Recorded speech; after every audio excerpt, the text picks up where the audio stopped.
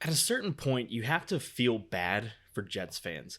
I mean, it wasn't that long ago that Rex Ryan and Mark Sanchez were leading them to AFC title games. And we'll see you in Pittsburgh for the AFC Championship game next Sunday evening. And now your second overall pick is being benched and just a healthy scratch from multiple games in his second year. That's got to be rough. And honestly, Zach Wilson's career could be over. Has he done things in his life that have prepared him to be this quarterback on this team, in this franchise, in this city? I choose not to believe the idea that they think he has a future. It just seems like it's a marriage that's broken. And I would be shocked if Zach Wilson's back. Zach Wilson is not a franchise quarterback. He's not a starter in this league. I mean, the NFL draft is an exact science. And I do believe that there are some times that GMs and executives kind of overthink the room and try to get a guy that maybe is not on the top of people's boards because they think they're going to get a steal, somebody that nobody saw coming. I mean, the Bears drafted up to select Mitchell Trubisky, who played at North Carolina and really didn't play in any meaningful games and had 1 year where he was a starter. The Chicago Bears took Trubisky from Chapel Hill with the second pick, ironically. And I was a Bear, and I said, there's nothing about North Carolina that prepares you for that. And I mean, historically, this might be a good call. Alabama, Ohio State, for the most part, LSU, those big-time programs haven't really produced a really good quarterback. I mean, look at some of the top quarterbacks now. What colleges they went to: Texas Tech, Wyoming, Mississippi State, Cal. I mean, there are a lot of quarterbacks, and most quarterbacks don't come from those big prominent programs. So, of course, you might not want to draft the quarterback from Alabama or Ohio State or Notre Dame. You know, the Jimmy Clausens and Dwayne Haskins of the world. But the writing has been on the wall for Zach Wilson. And if you look at it retrospectively, it all makes sense. It was all there. I think that we just tried to ignore it. First thing is, he played at BYU. And yes, he did play for 3 seasons, and he played even as a freshman. He completed 66% of his passes, had 12 touchdowns, 3 interceptions in just 9 games. Pretty decent for a freshman quarterback. His sophomore year dropped off just a little bit, completed about 62% of his passes, had 11 TDs, 9 interceptions in 9 games.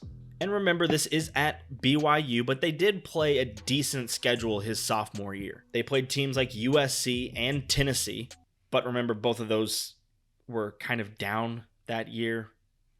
They weren't like they were this year, where they're both top 10 programs this season. And then they played teams like San Diego State and Hawaii and Massachusetts.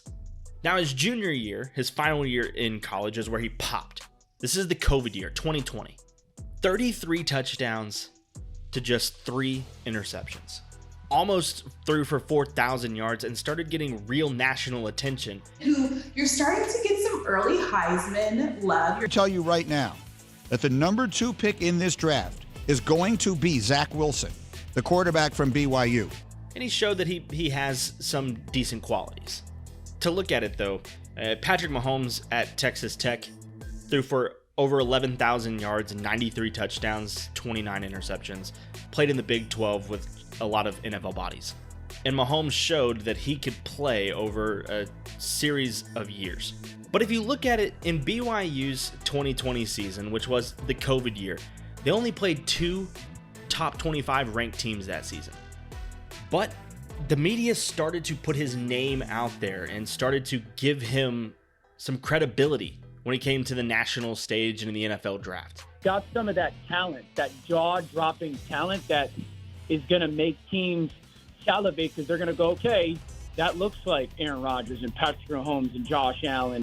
And some people started to fall in love with Zach Wilson in this unknown factor. We hadn't seen him play against top competition. He's playing in the Mountain Time Zone. He's never on national television, really. We just see the highlights on SportsCenter. And then we get to his pro day. And don't get me wrong, there were some really good throws at his pro day. But I remember sitting there scrolling through Twitter and people were just amazed of the throws that Zach Wilson was making in shorts and a t-shirt with no defenders, with nobody rushing him, just out there slinging the ball. But there were some impressive throws. I mean, this is a legit throw.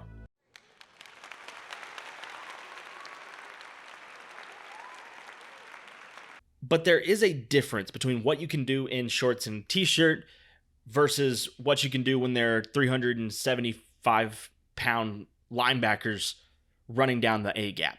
If you've ever been to an NBA game or if you've ever watched NBA on TV, the pregame, if you look at the background, if you look at shoot-around, I mean, NBA players hardly miss in shoot-around. They're probably hitting, 90% of the shots that they take? But when somebody's guarding you, you shoot closer to 50% when there's actually live defense. People are trying to actively stop you from doing things. But the Jets went with the unknown. They watched Justin Fields play in big-time games and in national college football playoff games and chose to go with the unknown prospect. The guy that we really hadn't seen on the big stage besides that Coastal Carolina game, of course, which he lost. And let me be perfectly clear, I don't want anybody to fail in the NFL. I have no dog in this fight. I mean, Colin Cowherd always says, I'm looking for the interesting. And this Zach Wilson situation is fascinating. So let's get to this question. Is Zach Wilson's career over? I don't know. Is his career over with the Jets?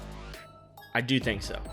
We've seen players, Sam Darnold's doing great right now with Carolina. He's got them on a little bit of a hot streak, and they still have a possibility at going to the playoffs. So we've seen high draft picks not work out with their first team and then go on and do decent things with another team. So I don't know if his NFL career is over. But what I do know is I don't think that he's the guy for the Jets. This season, he's completing 54% of his throws, only averaging 187 yards per game, and he's thrown only 6 touchdowns to 7 interceptions. That is abysmal. And on the outside looking in, the main thing for me is that he's not accountable. As an offense, though, I mean, when you guys are only able to score 3 points, the defense only lets up 3 points. I mean, do you feel like you let the defense down at all? No. The defense did their job.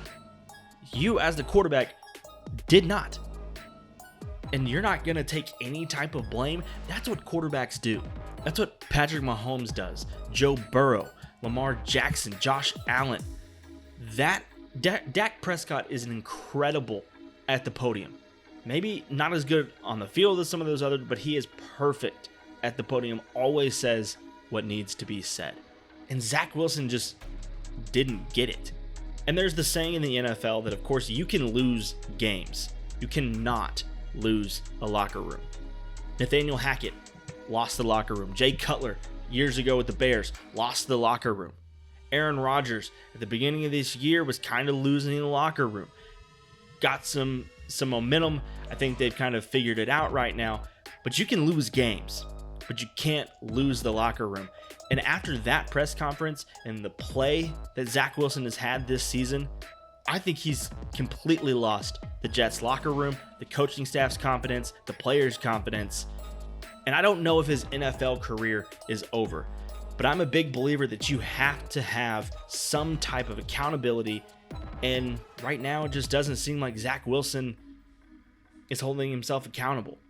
And that could be the end of his NFL career.